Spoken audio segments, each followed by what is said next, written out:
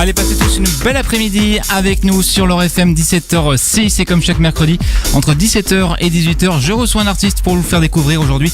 Je reçois Marie Catil. Salut Marie. Bonjour. Comment ça va ? Ça va, super. Heureuse apparemment d'être là. Ouais, trop contente d'être là. là. T'as fait un live Facebook tout à l'heure. Oui, j'ai fait un petit live Facebook juste avant de venir, ouais.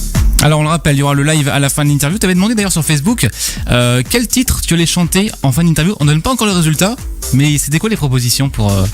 Alors, j'avais laissé le choix entre deux titres qui sont déjà sortis sur YouTube. Ouais. Donc le titre Home et le titre Homesick, qui sont deux titres originaux.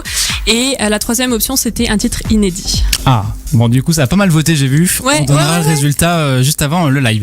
Alors tu es donc Lorraine, tu viens d'où exactement Marie ? Alors je viens d'un petit village à côté de Thionville.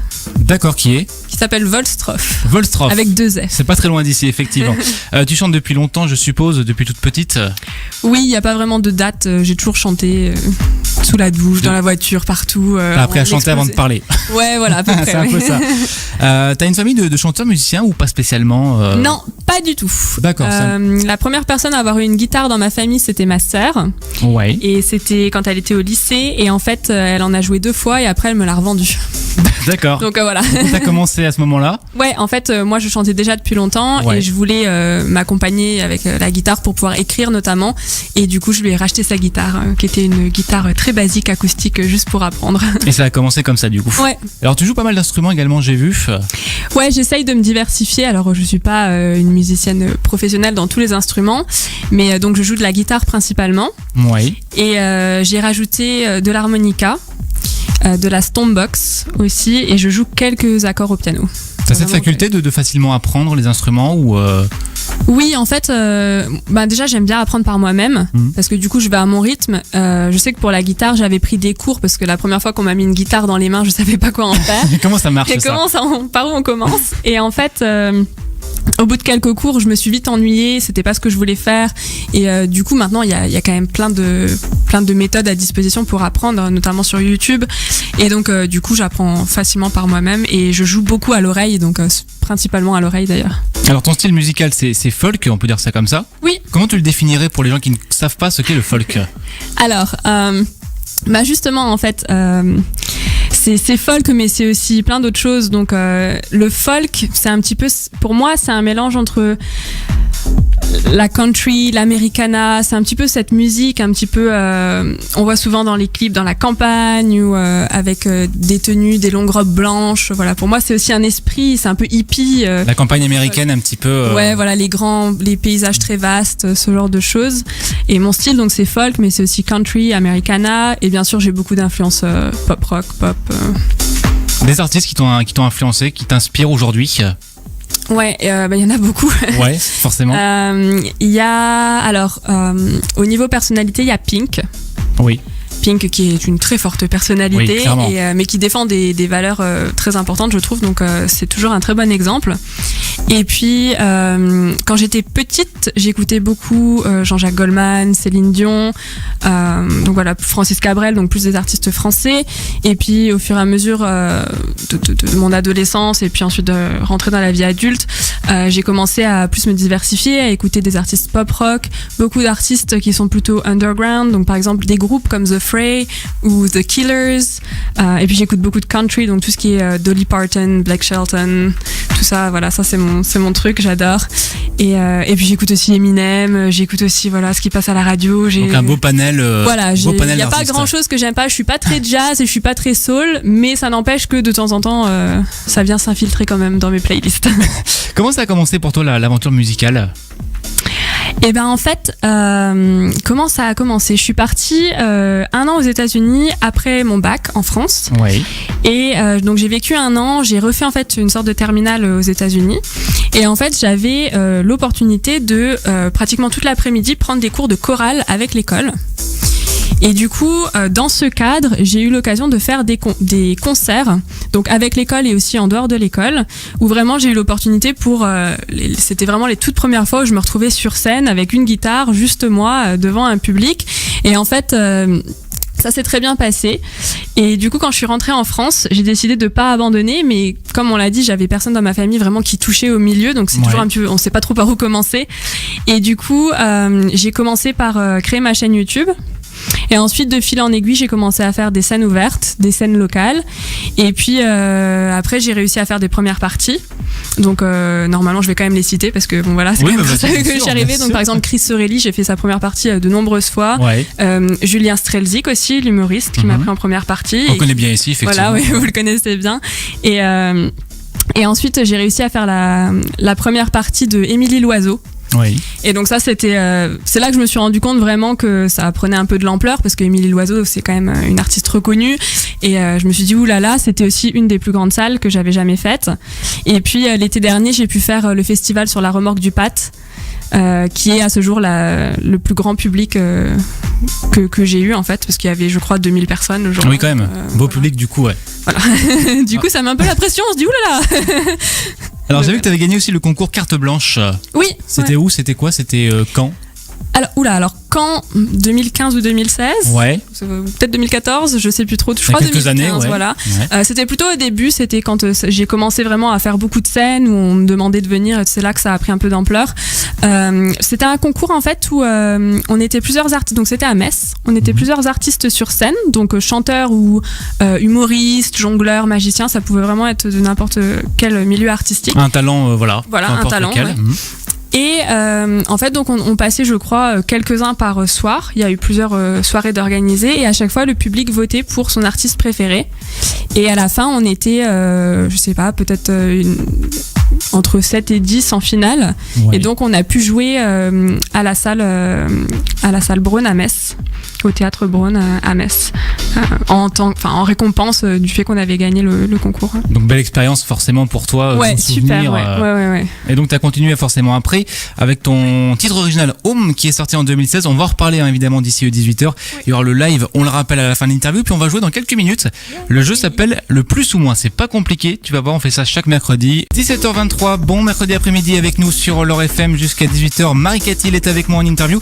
Alors Marie, on va jouer donc au plus ou moins. C'est le jeu qu'on fait toutes les semaines avec les artistes. En fait, c'est tout simple. On va jouer avec le nombre de vues des clips sur YouTube. D'accord ? Ok. Je vais te donner un premier titre avec son nombre de vues. Okay. Je vais t'en donner un deuxième. Tu vas devoir me dire si le deuxième a plus ou moins de vues que le premier. Ok. Voilà, ça sera en 5 points.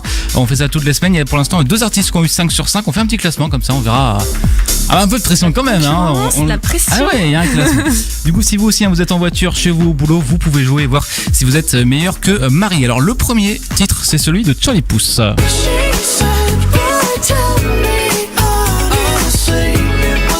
D'ailleurs, son album qui sort vendredi.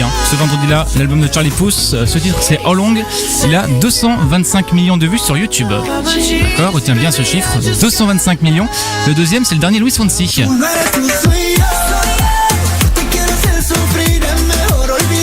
Le dernier Luis Fonsi, Échame la culpa. Est-ce qu'il a plus ou moins de vues que Charlie Puth? Tu penses plus? Ouais. Effectivement, c'est plus 575 millions pour Luis Fonsi. Il a fait un carton avec Despacito. Et il va encore faire un beau carton avec celui-là. Et bah bravo Marie, premier point pour toi. Je suis concentrée là. Le troisième, très concentré, ça ne bouge pas. Le troisième, c'est par rapport au deuxième, c'est ça? Ouais, on fait toujours par rapport au précédent. Le troisième, c'est Eminem avec Ed Sheeran.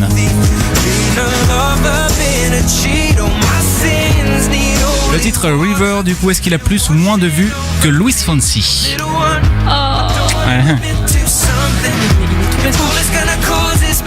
Ah, c'est vrai que le fixe récent peut jouer, peut-être. Je dis ça, je dis rien. Eminem et Ed Sheeran. Ah oui, il y a Ed Sheeran dedans. C'est les deux. Ah, oui. Il a plus. Tu dis plus? Ah ouais. Ah non, beaucoup moins, 62 millions, il est beaucoup plus récent. C'est tellement pas juste. Il est sorti il y a 2 ou 3 semaines, je crois, même pas le dernier Eminem. Bon, on reste à un point. Le quatrième, c'est les Imagine Dragons.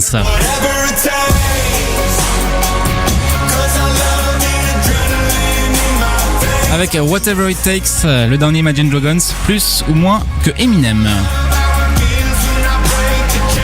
Plus. Tu dis plus? Ouais. Oui, c'est plus. 147 millions pour les Imagine Dragons. 2 points pour toi, Marie. Le cinquième, c'est le quatrième, celui de Zayn.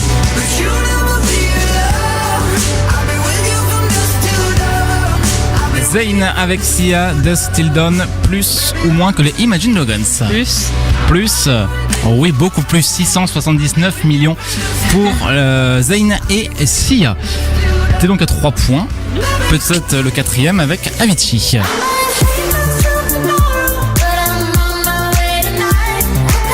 Avicii, Rita Ora, Lonely Together, plus ou moins que Zayn et Sia. Ça se complique, hein, oui. Plus on avance, plus ça se complique. Et pourtant... Ah, je dirais moins. Moins, ouais, 80 millions seulement pour Avicii quand même. Ah bah bravo, t'en avais 4 points quand même, c'est pas mal. 4 sur 5, c'est le haut du classement, j'ai envie de dire. Pas la première place, merci. mais c'est plus que la moyenne. Ça va, je suis satisfait. Ça comme ça. Et jusqu'à 18h, Marie Catil est avec moi en interview avec le live dans quelques minutes. On le rappelle, tu as posé la question à tes fans, à savoir quel titre tu allais chanter. On va donner la réponse dans quelques minutes. Avant ça, on va parler donc de ton titre Home. Pour ceux qui ne connaissent pas, c'est celui-là, si je me trompe pas de bouton. Sorti en 2016, tu l'as composée et écrite seule la chanson ou tu t'es entourée de personnes? Non, toute seule. Toute seule, comme une grande. Toute seule comme une grande. Oui, tous mes titres sont juste de moi. J'écris moi-même mes chansons. D'accord, l'histoire du titre en quelques mots, c'est quoi? C'est ton passé, c'est...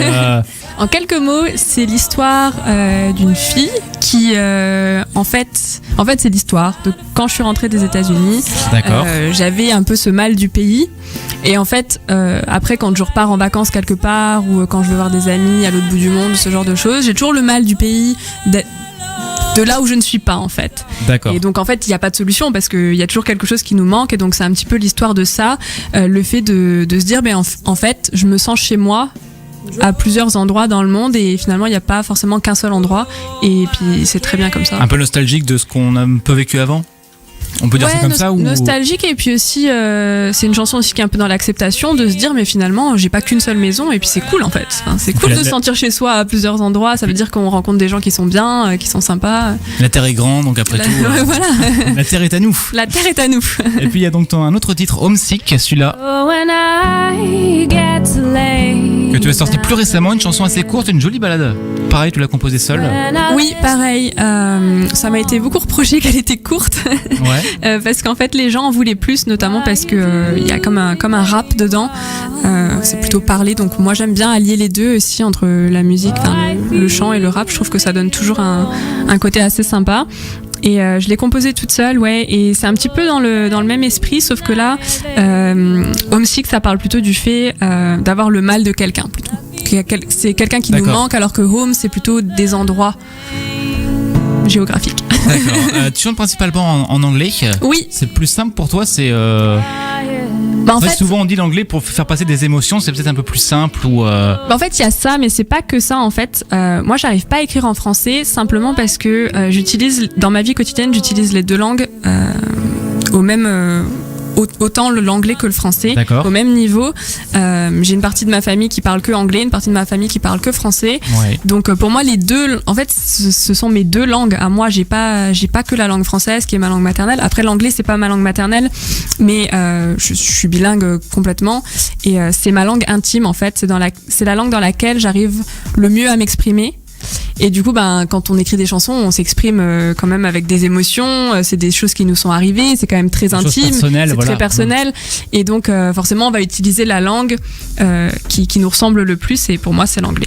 On se sent plus à l'aise en fait. Ouais, on se sent plus à l'aise. Et puis c'est pas forcément. Des fois, c'est dur d'écrire en anglais. On trouve pas forcément les bons mots. C'est un peu comme en français. Ou les mêmes expressions. Voilà, oui. Des fois, voilà, c'est pas. On m'a déjà dit, oui, t'écris en anglais parce que c'est facile, mais c'est pas vrai du tout. En fait, c'est aussi dur qu'en français. Parfois, faut quand même un peu s'accrocher, mais voilà, c'est juste ma langue intime et voilà, ça se discute pas en fait. Il y a pas de. Pour moi, c'est évident. Pour toi, c'est évident. Ouais, il y a pas de choix. Peut-être qu'un jour, peut-être plus tard, écrire en français, ça. Ouais, peut-être. Peut se faire. Ouais. Ça dépend de la vie en fait. De ce qui va arriver. De ce qui peut des fois, faut pas trop se poser de questions. Faut aller un petit peu avec ce qu'on ressent et ce qui est naturel. C'est ça, souvent l'écriture de toute façon, ça vient naturellement. Faut pas réfléchir. C'est l'inspiration qui vient sur le moment. Ouais. Du coup, la suite pour toi, c'est quoi? C'est d'autres titres, un EP, un album? Alors, le gros projet, c'est un EP qui devrait sortir en 2018. Oui, donc cette année. Voilà, cette année, oui. Ah oui, ça rassure de dire ça. Oui. Et ouais, ça c'est le gros projet. Ça fait quelques temps que j'y pense. Et il y a beaucoup de titres que j'ai écrits et qui sont pas sortis. Et je me suis dit que là, c'était le moment de le faire. C'est maintenant qu'il faut le faire, ouais. Du coup, plus de précision dans la date ou juste 2018 Bah, il est en cours d'enregistrement, donc après, je peux pas te donner une date parce que si on la respecte pas, voilà, les gens vont être déçus. Il y aura une date annoncée sur les réseaux sociaux, ça c'est sûr. Et il y aura aussi pour le lancement de l'EP des événements d'organiser. Donc tout sera communiqué via les réseaux sociaux. Il y aura des choses sur invitation. Il y aura des choses accessibles à tous. Donc voilà, après ça arrive, il faut suivre. C'est une aventure. C'est en cours de développement, ouais. Du coup, les réseaux sociaux, t'en parlais, on peut te retrouver forcément Facebook, YouTube. Oui. On peut donner le nom des pages. Alors facebook.com/Marie-Cathil Music, donc Marie M-A-R-Y, Cathil K-A-T-H-I-2-L, Music M-U-S-I-C. Et ensuite sur YouTube, sur Facebook c'est Marie-Cathil, sur YouTube c'est Marie-Cathil Music, sur Instagram c'est Marie-Cathil et après, une fois que vous avez Facebook et YouTube en général, vous me retrouvez partout. Dans quelques secondes, le live, du coup on va donner le résultat. Quel titre tu vas chanter ? Alors c'est un titre inédit qui figurera sur l'EP. À la majorité, les gens ont voté, je vais avec mon public. Et donc ce sera un titre inédit qui s'appelle Misleading Instinct. Et ben on va découvrir ça dans quelques secondes. Je vais te laisser te préparer. Juste avant, on écoute Tal, des fleurs et des flammes sur leur FM. On va donc passer au live de Marie-Cathil, titre inédit. Tu nous rappelles du coup le titre, Marie ? Oui, ça s'appelle Misleading Instinct. Misleading Instinct. Et ben on l'écoute maintenant, on le découvre maintenant. Marie-Cathil en live sur leur FM, c'est quand tu veux. Ok.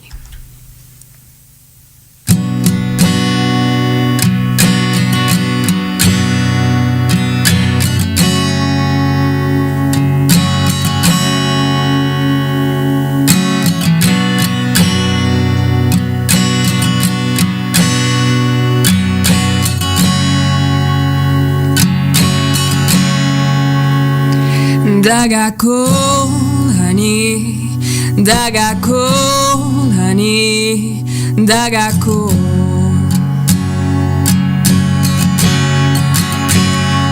Daga cold honey, daga cold honey, daga cold.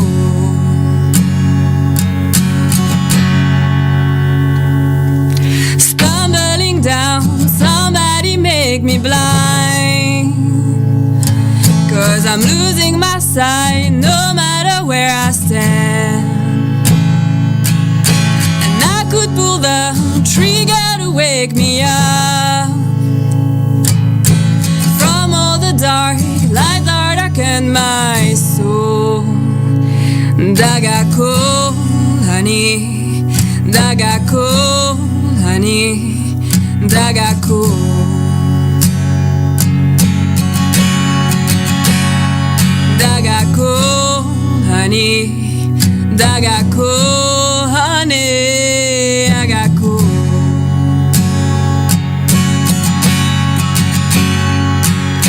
And I find it easy to be, and I will value with me, and I find it easy, and oh, and I could walk through the fire, oh no, and I could fight all the liars,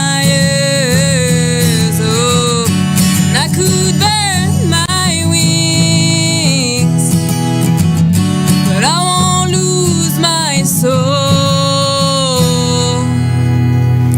Daga cold honey, daga cold honey, daga cold.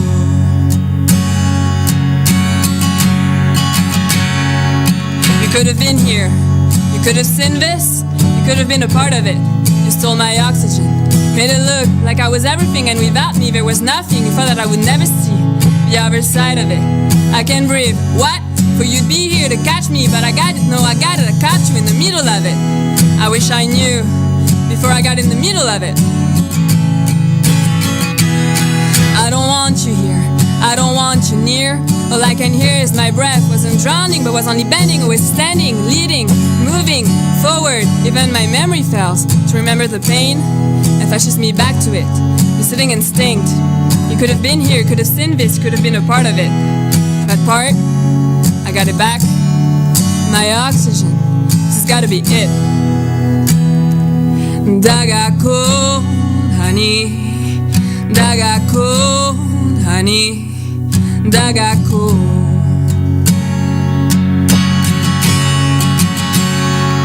Daga cold, honey. Daga cold, honey. Daga cold.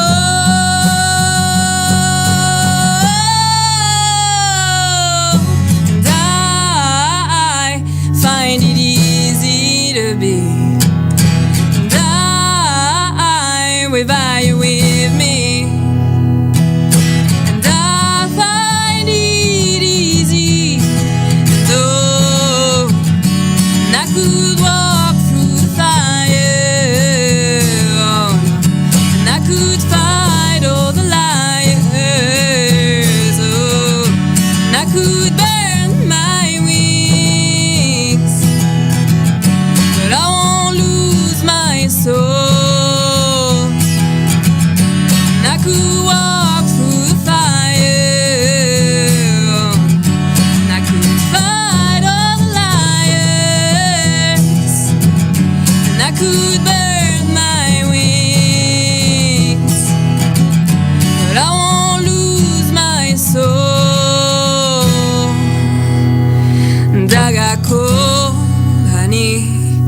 Daga cold, honey.